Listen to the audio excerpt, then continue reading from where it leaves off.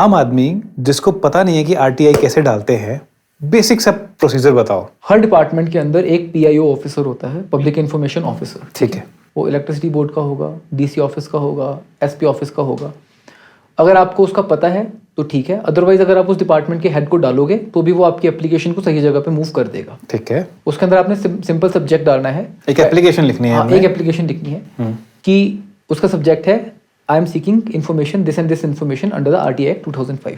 RTI 2005। RTI act 2005। ठीक है। उसके बाद आप उसके अंदर जिस भी लैंग्वेज में आपको आता है उसके अंदर आप अपना लिख दो कि मुझे ये इन्फॉर्मेशन इस साल की चाहिए। ठीक है। आप सारा उसके अंदर मेंशन कर दो और एंड में उसके अंदर आप ये चीज़ लिख दो कि इसके लिए जो आईपीओ लगता है 10 रुपये का, वो मैंने साथ में लगा दिया हुआ है, उस आईपीओ का नंबर लिख दो और उस पीआईओ के नाम के अंदर उसकी डिटेल्स भर दो। वो आपको पोस्ट ऑफिस से मिल जाता होता है, आईपीओ। यस, ठीक है। ठीक है। एंड देन आप उसको नीचे अपना नाम वगैरह लिखो and then you simply send it to them. अगर डिपार्टमेंट में वो एप्लीकेशन गलत जगह भी पहुंच गई तो आरटीआई के अंदर एक सेक्शन है विच सेज कि अगर आपके पास आरटीआई की एप्लीकेशन आई है तो उसको सही डिपार्टमेंट में भेज दिया जाए। ठीक है। एंड देन 30 डेज में उसका रिप्लाई आपको देना होता है। अच्छा, ये कंपलसरी है? ये कंपलसरी होता है। आपका क्यों नहीं आया आंसर अभी तक? बिकॉज इस आरटीआई के रिप्लाईज में ये लोग फंसेंगे। अल्टीमेटली एक कॉन्स्टिट्यूएंसी के अंदर बक कहां पे स्टॉप करते हैं? उसके इलेक्टेड लीडर के ऊपर। अगर मेरे ड्रोन से मुझे पता चल सकता है कि यहां पे पहाड़ इस कदर तक खाए गए हैं तो जो व्यक्ति चुनाव के बाद अपने हेलीकॉप्टर्स में आता है, क्या उसको कभी दिखाई नहीं दिया गया होगा?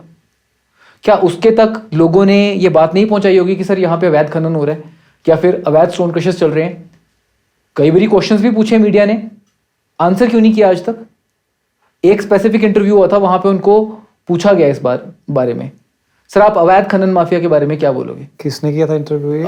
ये धर्मशाला में हुआ था, I think black and white broadcast. अच्छा, उदयवीर जी ने किया था? या ठीक है। अब वहां पर जब क्वेश्चन पूछा कि सर अवैध खनन के ऊपर आप क्या कहना चाहते हो, उन्होंने आंसर कोई नहीं दिया, उसका कोई क्रेडिबल आंसर नहीं दिया।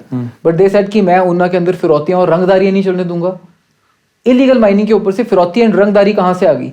इज इट पॉसिबल ये जो अवैध खनन माफिया है, फिरौती और रंगदारी को हिमाचल में लेके आने वाला ही वही है? Is it possible?